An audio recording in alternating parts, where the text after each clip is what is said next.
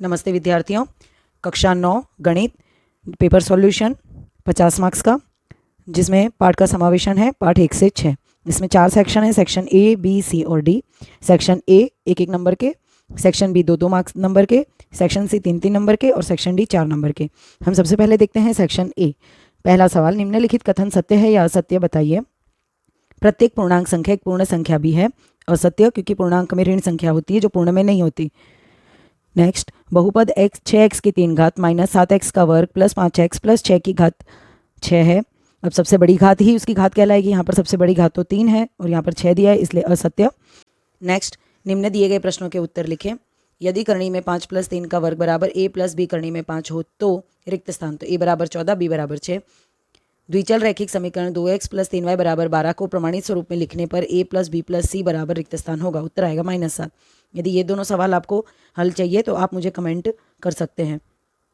Next, रिक्त स्थानों की पूर्ति कीजिए। सिंधु घाटी की संस्कृति में उपयोग की गई ईंटों की लंबाई, चौड़ाई तथा मोटाई का अनुपात 4:2:1 था।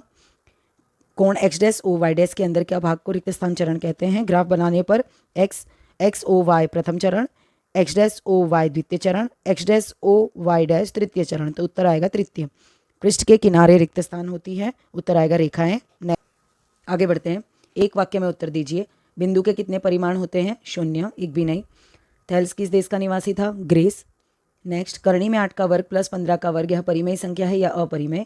तो मैंने हल कर रखा है। 8 का वर्ग यानी 64, 15 का वर्ग यानी 225, जोड़ने पर 289, 289 का वर्गमूल होगा 17, अर्थात यह परिमेय संख्या है। सेक्शन ए पूर्ण हुआ। अब आगे हम बढ़ते हैं सेक्शन बी, जो 16 नंबर का है, जिसमें प्रत्येक उत्तर के 2 नंबर हैं। सरल रूप दीजिए।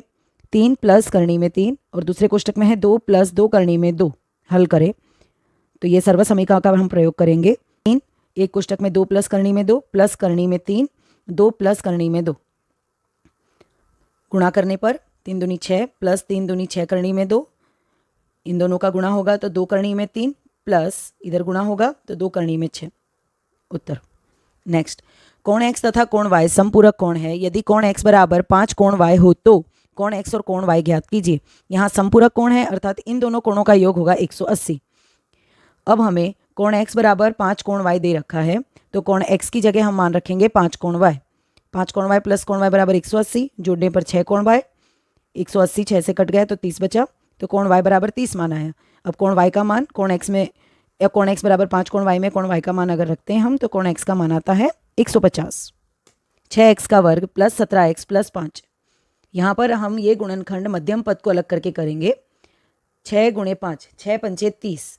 30 के ऐसे गुणनखंड करो जिसको जोड़ने पर हमें 17 प्राप्त हो। तो 15 दूनी 30, क्योंकि 15 + 2 करने पर 17 आएगा। तो मध्यम पद ये विचलित हो गया। 6x का वर्ग plus 15x plus 2x plus 5। यहाँ पर हम देख सकते हैं कि 2 तिया 6 होगा, 5 तिया 15 होगा। तो इन दोनों में सामान्य हमारे पास एक पद आ गया 3, तो 3x बाहर आ गए, अंदर बचा 2x प्लस 5। यहाँ पे 2 एकम 2, 5 एकम 5, दोनों में सामान्य पद है 1, तो 2x प्लस 5। तो हमारे पास 2 गुणनखंड प्राप्त हुए, एक 2x प्लस 5 और दूसरा 3x प्लस 1। नेक्स्ट सवाल, कीमत ज्ञात कीजिए 16 की 3/4 घात। तो 16 किसकी 4 घात है? क्योंकि यहाँ 4 घात है तो सरलता के लिए मैं हो सके उतना कोशिश करेंगे हम कि 4 घात ही प्राप्त हो, ताकि आगे हल करने पर कट जाए। तो 2 दूनी 4 दूनी 8 दूनी 16, यानी 2 की 4 घात यानी 16 होगा। घात के घात का नियम लगेगा, 4 से 4 कट गए, उत्तर आया 2 की 3 घात यानी 8। एक और है 125 की -1/3 घात। अब यहाँ पर माइनस घात है, इसलिए हम प्लस करने के लिए इसको बटे में ले जाएंगे। तो 1/125 की 1/3 घात। सेम यहाँ पर मुझे अगर 3 घात करूंगी तो घात के घात का नियम लगाने पर कट जाएगा। तो 125 किसकी 3 घात है? तो 5 की 3 घात। 5 5 25, 25 पंचे 125, उत्तर आया 1/5। नेक्स्ट, 2/3 और 4/5 के बीच 2 परिमेय संख्या ज्ञात कीजिए। तो यहाँ पर 2/3 और 4/5 का लसअप आएगा 3 पंचे 15। तो दोनों में अगर हमें हर को समान करना है तो 15 लसअप से के लिए इसको ऊपर नीचे 5 से गुणा करना पड़ेगा और 4/5 को 3 से। तो हमें एक संख्या मिली 10/15 और 12/15। तो 10/15 और 12/15 के बीच तो एक ही परिमेय संख्या आएगी 11/15, जबकि हमें तो 2 चाहिए। तो अब क्या करेंगे हम? ऊपर नीचे कोई भी संख्या, यहाँ पे 2 से करा हम 3 4 5, हमें जो सही लगे 10 किसी से भी गुणा करके लिख सकते हैं। मैंने 2 से गुणा करके लिखा है, तो हमें संख्या मिल गई 20/30 और 24/30। तो 20/30 और 24/30 के बीच की परिमेय संख्या अगर हम बात करते हैं तो 20 के बाद आता है 21/30, 22/30, 23/30, 3 आएंगी। हमें 2 कही है तो हमने 2 लिख दी। नेक्स्ट, बिंदु 0 - 7 याम समतल में किस अक्ष पर है? अब यहाँ पर मैंने ग्राफ बनाया है। ग्राफ में आप देख सकते हैं x का 0 और y का -7। -7 नीचे आएगा, इसलिए यह y डैक्स अक्ष पर स्थित है।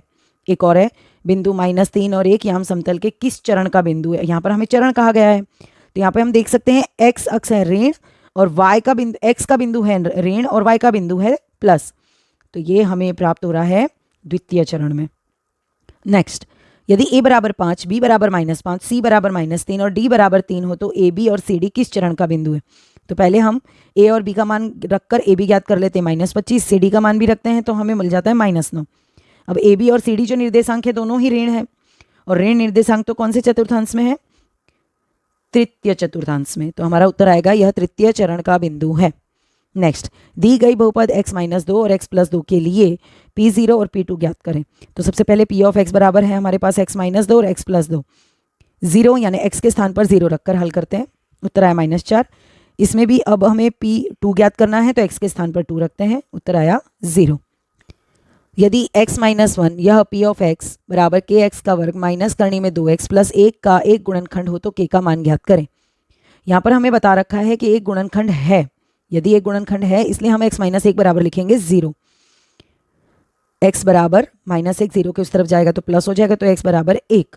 तो जहाँ जहाँ अब समीकरण जो हमारा बहुपद है, सॉरी समीकरण नहीं बहुपद, हमारा जो बहुपद है जहाँ जहाँ x है वहाँ वहाँ x की जगह हम 1 रखेंगे, तो 1 रखने पर हमें ये मान प्राप्त हुआ है। नेक्स्ट, यदि k और 3 यह 2x + 5y बराबर 17 का एक हल हो तो k का मान ज्ञात करें। अगर हमें बता दिया गया कि हल है, इसलिए x बराबर k लेंगे और y बराबर 5 लेंगे। इस बहुपद के अंदर x का मान रखते हैं, y का मान रखते हैं, हल करते हैं। 2k 5 × 15 बराबर 17, 15 बराबर के दूसरी साइड जाएगा, 2k बराबर आएगा 2 उत्तर, तो k बराबर आया 2 एकम, 2k बराबर उत्तर आया 1। समीकरण x + 2y बराबर 6 के 4 भिन्न हल प्राप्त करें।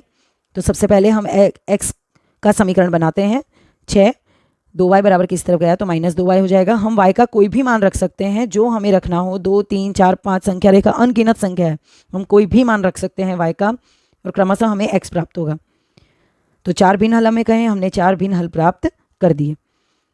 कक्षा 9 का गणित का 50 नंबर का पाठ 1 से 6 का पेपर सॉल्यूशन, जिसमें सेक्शन A और B पूर्ण हुआ है। आगे है सेक्शन C और D जो हम अगली वीडियो में देखेंगे।